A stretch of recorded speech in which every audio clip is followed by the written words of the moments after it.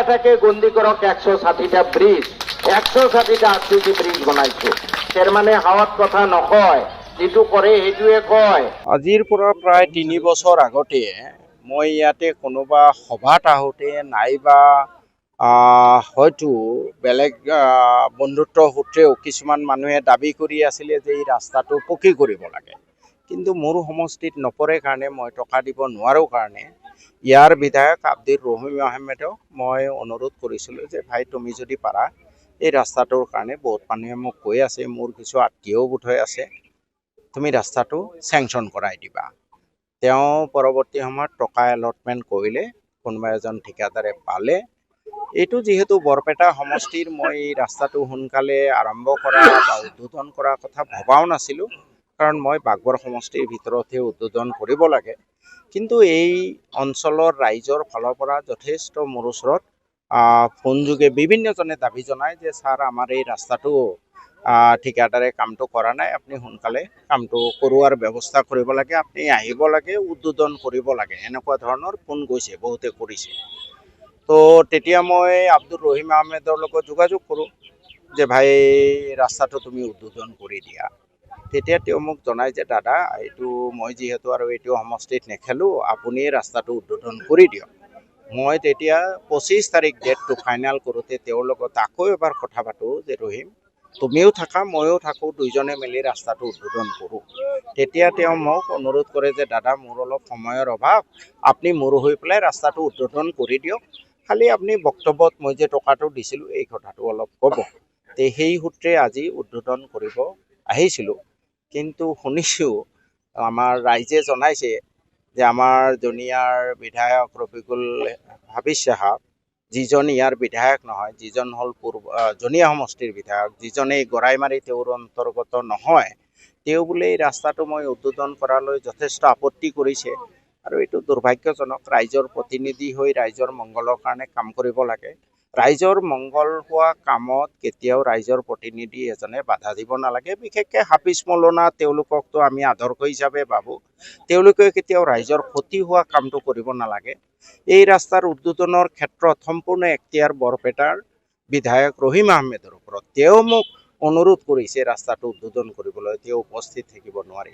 তেনে ক্ষেত্ৰত হাফিজ ৰফিকুল ইছলামে বাধা দি এই ৰাইজক যে কষ্ট দিব পাৰিছে, কষ্ট দিব বিচাৰিছে, আৰু এটা বছৰ হয়তো ৰাস্তাৰ কাম নহ'লহেঁতেন, তাত মই অতি দুখ পাইছোঁ।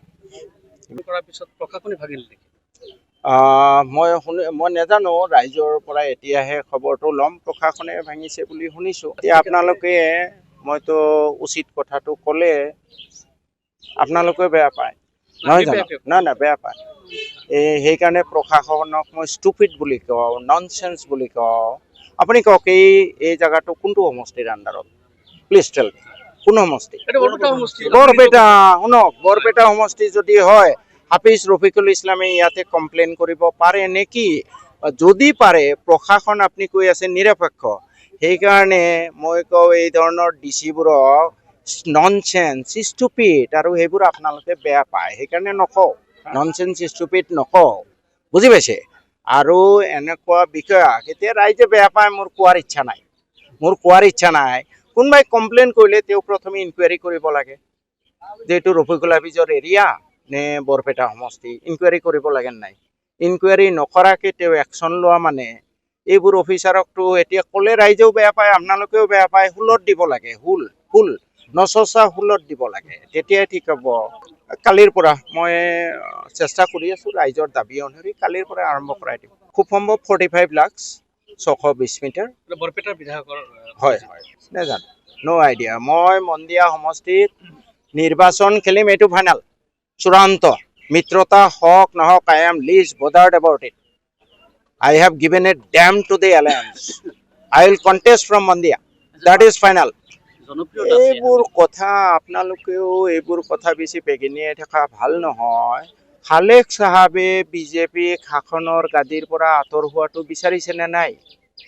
যদি বিচাৰিছে, শিৱসাগৰত এনেকুৱা পজিশ্যন আছে নেকি যে দুইটাই বন্ধুত্বমূলক খেলিলেও বিজেপি ঘূৰাব পাৰিব? আজি গোটেই মিত্ৰ শক্তি একেলগ হৈয়ে বিজেপিক হৰুৱাৰ আশা অত্যন্ত ক্ষীণ, এইটো মই প্ৰেডিকশ্যন কৰি থৈছোঁ। তেনে ক্ষেত্ৰত খালেকে আকৌ কয় বন্ধুত্বমূলক চবতে খেলিব লাগে, তাৰমানে তেওঁ বিজেপিক ৱাকঅভাৰ দিব খুজিছে। He is real agent of the BJP, that is what I should say. I don't know, I am least bothered. Gaurav क्या बोलता है मुझे कुछ मतलब नहीं है। মোৰ ৰাইজৰ দলৰ সভাপতি মোক ইয়াত টিকেট দিব, মই ইয়াতে নিৰ্বাচন খেলিম। গৌৰৱ ইজ নবডি ফৰ মি, वो क्या बोलता है मुझे कुछ फर्क नहीं पड़ता है। I give a damn to what Gaurav Gogoi says. Okay, ঠিক আছে।